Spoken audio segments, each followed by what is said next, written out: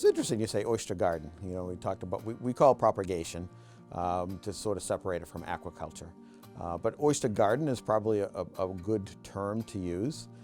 We've been doing this for just about 8 years when the beds reopened. It's located at Mill Creek, just upstream from the boardwalk. So if you were looking at the boardwalk from the parking lot, it's the open area where we put the oysters is to the right. To the left, it's closed because that's our nursery. We first tried to do it on the substrate, growing them very close to the bottom. And we found that when we did that, there's too much sand moving back and forth in the creek, and we would lose most of the oysters. They would get smothered.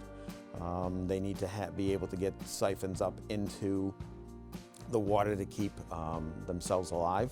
So we've gone to this method of floaters where we have cages. They look like lobster cages that people might, lobster traps that people might be familiar with pontoons on the top. December 30th was like a gold rush.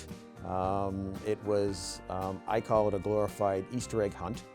We took the oysters where we've been keeping the ones that are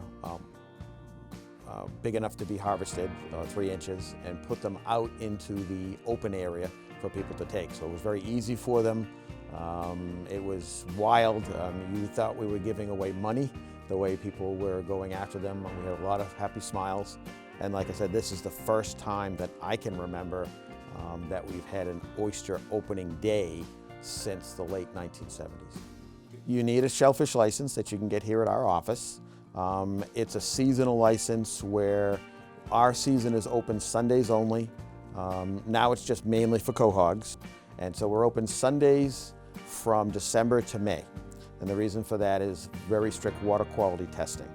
We cannot get the water to come up clean enough so that the shellfish can be consumed by humans during the summer months.